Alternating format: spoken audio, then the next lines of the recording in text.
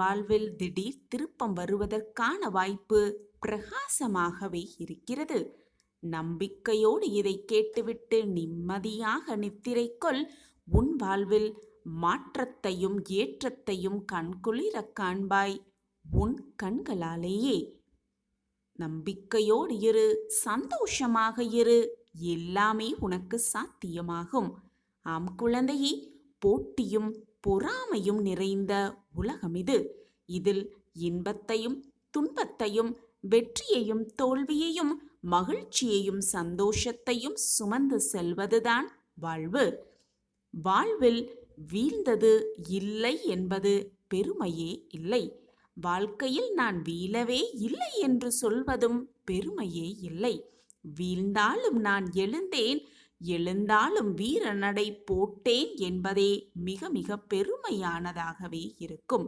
எனவே தைரியமாக இரு, எது நடந்தாலும் போராடி ஜெயிக்கலாம் என்ற தன்னம்பிக்கையோடு இரு. உனக்கான பிரகாசம் உனக்காகவே வந்து கொண்டே இருக்கிறது.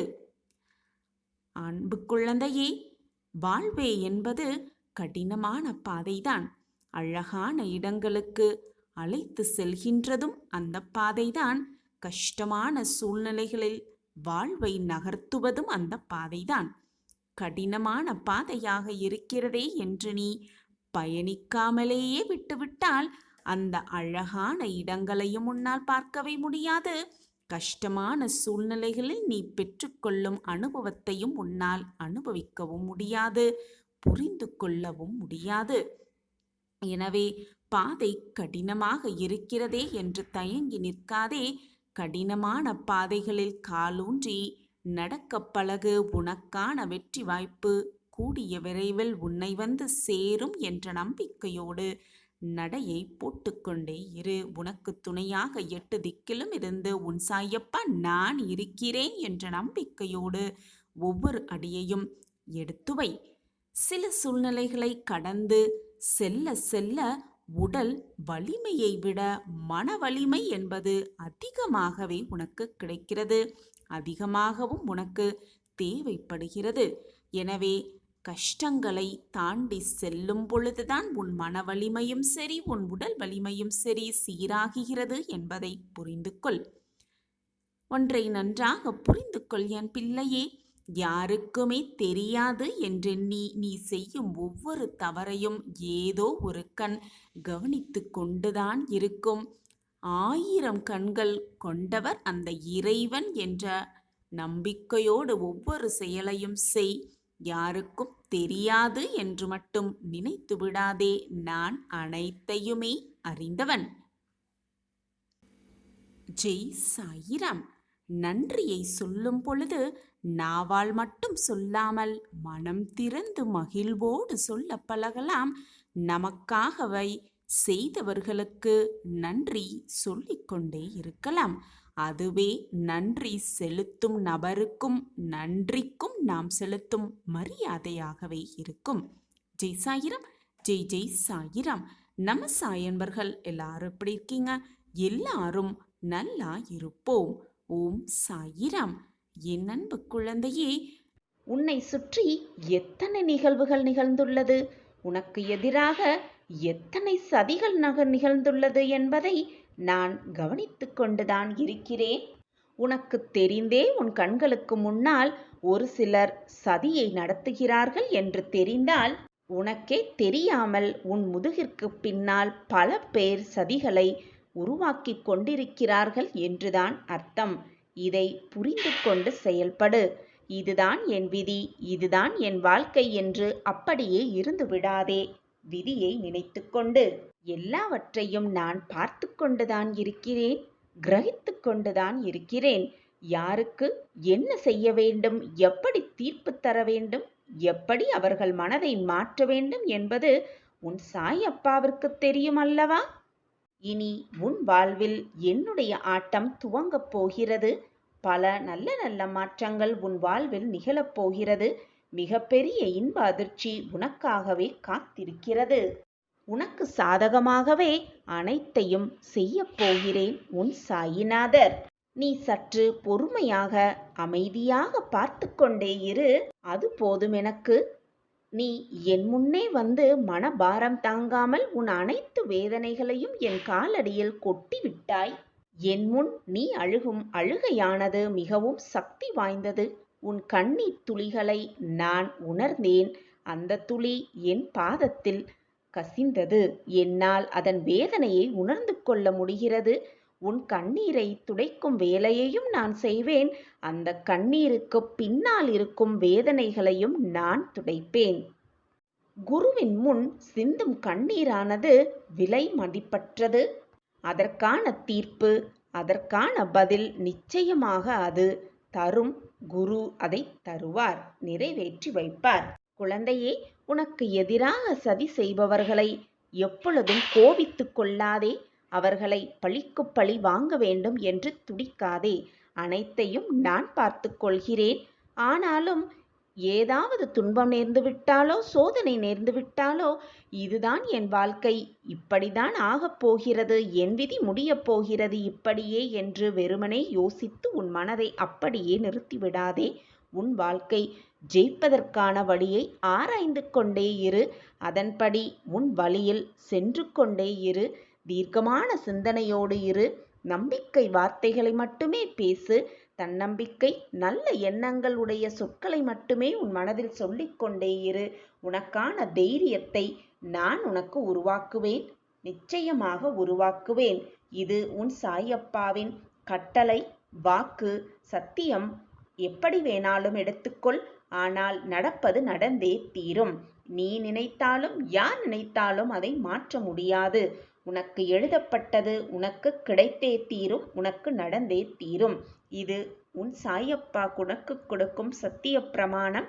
என் வாக்கு என்றாவது பொய்த்ததுண்டா? உன் கஷ்டங்களுக்கெல்லாம் முடியும் நேரம் வந்துவிட்டது. நாளை விடியல் உன்னுடைய மகிழ்ச்சியான தருணம் ஆரம்பமாகப் போகிறது.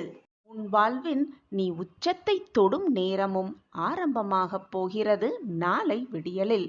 நம்பிக்கையோடு கண்களை மூடிக்கொண்டு 2 நிமிடம் கேள்.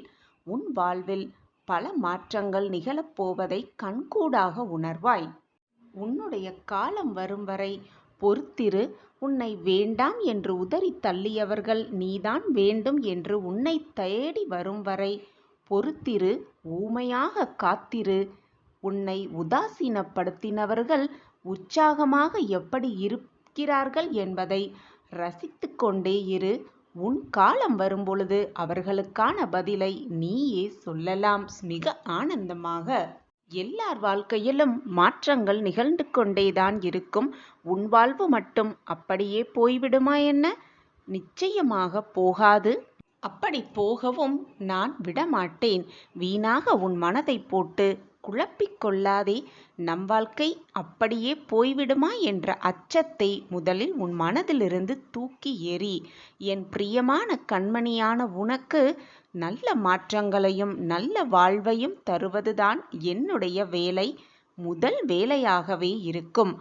குழந்தையே, உன்னை மிஞ்ச இந்த உலகத்தில் யாருமே இல்லை, ஆளே இல்லை என்ற அளவிற்கு உன்னை உன் வாழ்க்கையில் உயர்த்தப் போகிறேன். உன்னுடைய எதிரிக்கெல்லாம் சொல்லிவை, உணர்த்திவை, உன்னுடன் இருப்பது உன் சாயப்பாவென்று. யார் என்னை நிரந்தரமாக நம்புகிறார்களோ, யார் என்மேல் விசுவாசமாக இருக்கிறார்களோ, யார் என்னை நிரந்தரமாக மனதில் நிறுத்தி எப்பொழுதும் சாயி சாயி என்று மனதார உச்சரித்து கொண்டே இருக்கிறார்களோ, அவர்கள் வாழ்க்கை எப்பொழுதும் எந்த நேரத்திலும் எந்த நொடியிலும் வீண் போனதாக சரித்திரமே இல்லை. என்மேல் முழுமையாக நம்பிக்கை வைத்திருக்கும் எந்த பக்தரையும் நான் விட்டு கொடுத்ததும் இல்லை, அவர்களை விட்டு சென்றதும் இல்லை, என்னை விட்டு விலகி போகும்படி அறிவுறுத்தியதும் இல்லை. அவர்கள் வாழ்க்கையில் நல்ல ஏற்றத்தை, முன்னேற்றத்தை, வளர்ச்சியை கொடுக்கவே நான் அயராது உழைத்து கொண்டிருக்கிறேன். அவரவர் செய்த கர்ம வினைகளின்படி அவரவர் வாழ்க்கையில் கஷ்ட நஷ்டத்தை அனுபவித்து கொண்டிருக்கிறார்கள். அந்த கர்ம வினைகளின் வலிமையை குறைத்து அவர்களுக்கான மகிழ்ச்சி, சந்தோஷம், ஆனந்தம், அற்புதம் எல்லாம் ஒரு சேர கிடைக்கவே உன் சாயப்பா பாடுபட்டு கொண்டிருக்கிறேன். என்னை மீறி உன் வாழ்க்கையில் எதுவுமே தவறாக நிகழாது. என் பார்வை எப்பொழுதும் உன் மீதே உள்ளது. ஓடோடி வந்து சாயிநாதரை என் வாழ்க்கையில் மாற்றங்கள் நிகழ்ந்துவிட்டது என்று நீ சொல்லும் அந்த சொல்லிற்காகவே நானும் ஆவலோடு என்னுடைய தர்பாரில் காத்து கொண்டிருக்கிறேன். நமக்கான குறிக்கோளை வகுத்துக்கொண்டு அதற்கான இலக்கை அடைய போராட வேண்டும். அதற்கு மிக மிக முக்கியமாக ஒன்று வேண்டும். அது இருந்தால்தான் வெற்றி பெறுவது மிக மிக எளிது. ஒரு கனவை நாம் மட்டுமே கண்டு கொண்டிருப்பது வெறும் கனவாகத்தான் இருக்கும். கனவோடு இணைந்து பயணம் செய்தால்தான் அந்த கனவும் நிஜமாகும்.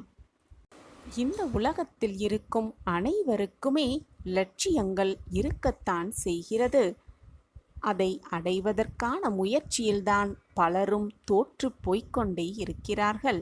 வாழ்வில் நம் இலக்கை அடைவது எப்படி என்று யாரும் வந்து நமக்கு பாடம் எடுக்க மாட்டார்கள், சொல்லிக் கொடுக்கவும் மாட்டார்கள், கற்றுக் கொடுக்கவும் மாட்டார்கள்.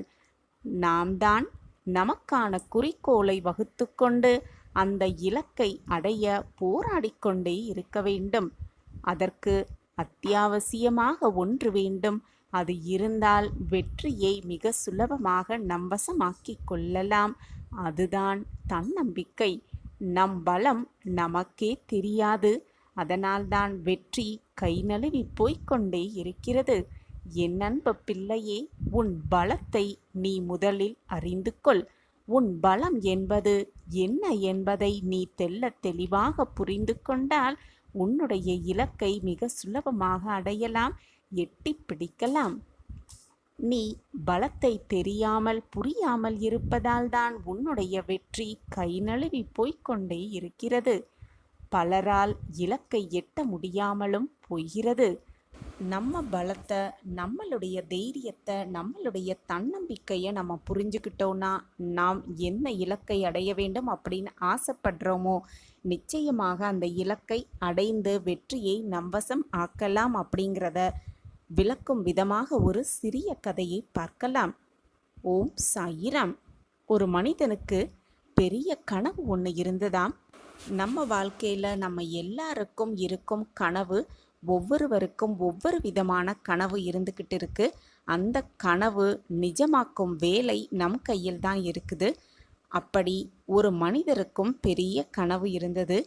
அவர் கண்ட கனவு நிஜமாகாமல் போக போக ஒரு கட்டத்தில் அந்த மனிதருக்கு தன்னுடைய கனவு நனவாகும், நிஜமாகும் அப்படிங்கிற நம்பிக்கையை கொஞ்சம் கொஞ்சமாக இழந்துக்கிட்டு இருந்தார் அந்த மனிதர். தன்னுடைய கனவை அடைய தன்னிடம் போதுமான பலம் இல்லை அப்படின்னு அவர் நினைத்தார். யாரிடமாவது உதவி கேட்க வேண்டும் அப்படின்னும் அவர் மனசுக்கு தோன்றிச்சு. முதல்ல அந்த மனிதருக்கு நினைவுக்கு வந்தது வயதான அவருடைய அம்மாதான். அவரிடம் கேட்டு விடுவது, தன்னுடைய அம்மாவிடம் தன்னுடைய கனவு ஏன் நினைவாகலை அப்படிங்கிறத கேட்கலாம் அப்படின்னு முடிவெடுத்தார் அந்த மனிதர். ஒரு நாள் தன்னுடைய அம்மாவோடு அவர் ஹாஸ்பிட்டல் செல்ல வேண்டியிருந்தது. அது வீட்டுக்கு மிக மிக அருகிலேயே இருந்ததால் 2 பேரும் நடந்தே சென்றார்கள். மருத்துவரை பார்த்துட்டு வழக்கமாக சில பரிசோதனைகளை அம்மா செய்து கொண்ட பிறகு 2 பேரும் வீடு திரும்பினாங்க. வழியில் அவர் அம்மாவிடம் மெல்ல தன்னுடைய பேச்சை ஆரம்பித்தார் அந்த மனிதர். அம்மா, என் கனவு என்னன்னு உங்களுக்கு தெரியும் தானே அப்படின்னு கேட்டார்.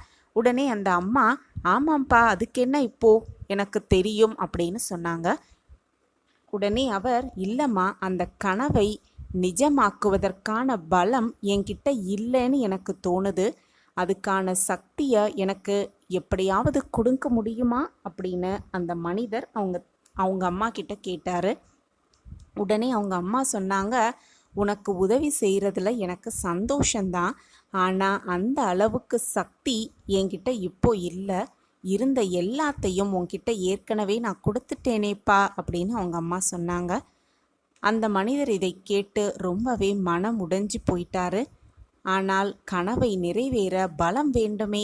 யாரிடமாவது எந்த வழியிலாவது அதை பெற்றுதானே ஆக வேண்டும். அதை பெற்றாதான் நம்ம கனவை நிஜமாக்க முடியும் அப்படிங்கிற ஒரு தீர்க்கமான சிந்தனை அவர் மனசில் ஓடிக்கிட்டே இருந்தது.